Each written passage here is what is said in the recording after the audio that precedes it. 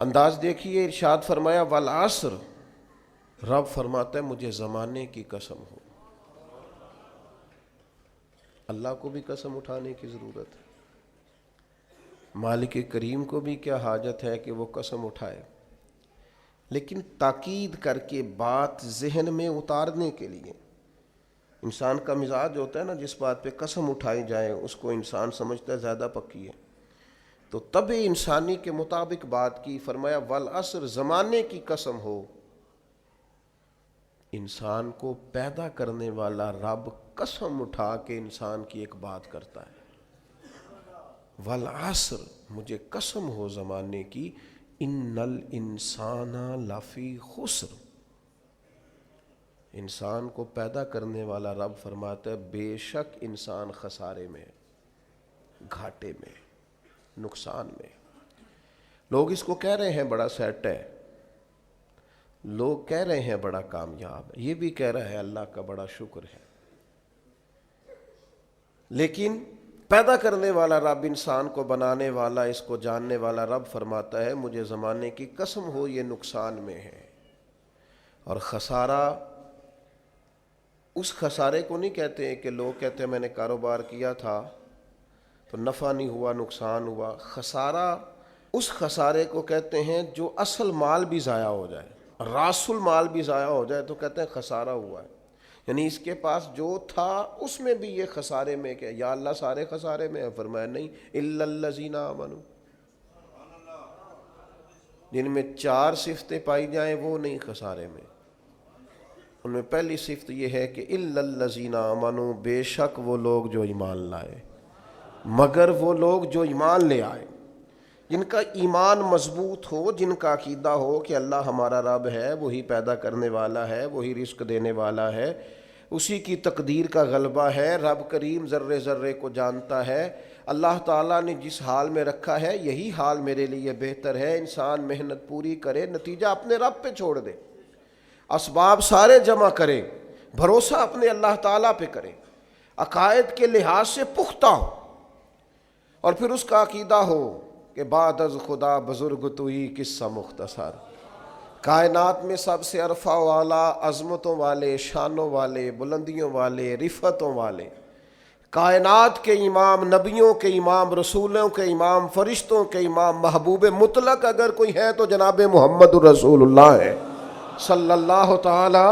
علیہ وسلم۔ سب سے اولا و اعلیٰ ہمارا نبی، سب سے بالا ہو اعلیٰ ہمارا نبی، اپنے مولا کا پیارا ہمارا نبی، اور دونوں عالم کا دھولا ہمارا نبی۔ نظریاتی پختگی حاصل ہو، عقائد پختہ ہو، ایمان میں عقائد پوری طرح داخل ہے، عقائد اہل سنت کا پابند ہو بندہ۔ پھر ایک اور بنیادی عقیدہ ہے، اسی ضمن میں سارے عقائد آ جاتے ہیں، فرشتوں پر بھی ایمان ہو، اللہ کے تمام انبیاء پر ایمان ہو، اچھی بری تقدیر پر ایمان ہو، لیکن ایک بنیادی عقیدہ جس کو عقیدہ آخرت کہا جاتا ہے،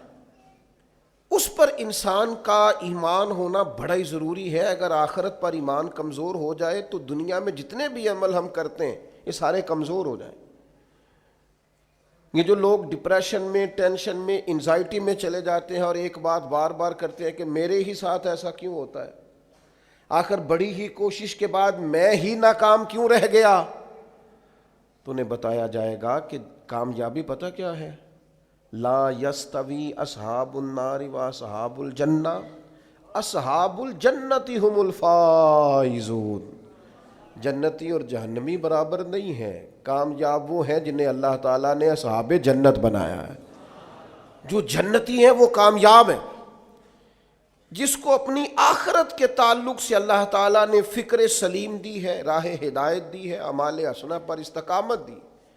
اور وہ سمجھتا ہے کہ میں محنت اپنی آخرت کو ٹھیک کرنے کے لیے کر رہا ہوں، جد و جہد میری اپنی قبر کے لیے، حشر کے لیے، آخرت کے لیے۔ آخرت پر جس بندے کی توجہ ہے وہ بندہ کامیاب ہے۔ اس لیے دنیا میں اگر دنیاوی طور پر کوئی ناکامی آ بھی جائے تو کوئی اتنی بڑی ناکامی نہیں ہے، اس لیے کہ اصل کامیابی آخرت کی کامیابی۔ تو عقائد مضبوط ہوں، اور پھر عقائد اہل سنت کی پابندی اس کے پاس موجود ہو، نہ رفض کی طرف اس کا رجحان ہو، نہ خارجیت کی طرف اس کا رجحان ہو، اس کے نظریات ستھرے ہوں، اجلے ہوں، خوبصورت ہوں، وہ رسول پاک کی ذات گرامی کی پوری غلامی کرنے والا وہ شخص، تو اس کے نظریات اعلیٰ ہوں۔ تو فرمایا کہ انسان خسارے میں ہے الا الذین آمنوا، مگر وہ لوگ جو ایمان لائے، وعملوا الصالحات، اور جنہوں نے نیک اعمال کیا۔ اور یہاں بات ختم نہیں ہوئی، دو صفتیں اور بھی پیدا کریں۔ یہ دو باتیں ان کی اپنی ذات تک تھیں، آمنوا وعملوا الصالحات، یہ دو باتیں ان کے اپنے لیے تھیں۔ اب وہ سوسائٹی کو کیا دیں؟ دو کام معاشرے کے لیے بھی کریں، وتواصوا بالحق، حق بات کی نصیحت کریں وہ معاشرے میں، خیر کی بات کی نصیحت کریں، وائرل باتیں نہ کریں۔ کہ آج کل یہ موضوع چل رہا ہے تو ذرا میں اس پر بولوں گا تو کچھ ویوز میرے بھی بڑھ جائیں گے، وائرل باتیں نہیں کریں، وہ وتواصوا بالحق، وہ حق بات کی نصیحت کریں، کلمہ حق کہیں اور حکمت کے ساتھ کہیں، ادعو الی سبیل ربک بالحکمہ، دانائی کے ساتھ کہیں، لوگوں کو سمجھانے کی نیت سے کہیں، کلمہ حق ان کی زبان پر آئے۔ اور میرے نبی پاک علیہ السلام نے فرمایا سب سے افضل جہاد ظالم بادشاہ کے سامنے کلمہ حق کہنا ہے۔ آپ حق کے ساتھ کھڑے ہوں، پھر آپ لوگوں کو امر بالمعروف کریں، پھر نہی عن المنکر کہیں، اور وہ بھی بندہ دیکھ کے نہیں۔ اگر امیر آدمی غلطی کر رہا ہے تو پھر آپ خاموش ہیں، اور کسی غریب کو کرتے دیکھ لیا ہے تو آپ نے دینی حکمت کو بھی پیش نظر نہیں رکھا اور اسے رسوائی کر دیا ہے، آپ نے اسے سخت ترین تکلیف سے گزار دیا ہے۔ حق بات کی نصیحت کریں، اور جو لوگ حق بات کہتے ہیں نا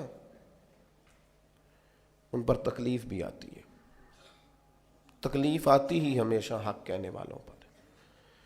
تو چونکہ میدان لگایا ہے، اب حق میں نکلے ہو، اب تم نے سفر شروع کیا ہے تو بھائی پیروں پہ چھالے تو پڑیں گے، سفر کرو گے تو تھکاوٹ تو ہوگی،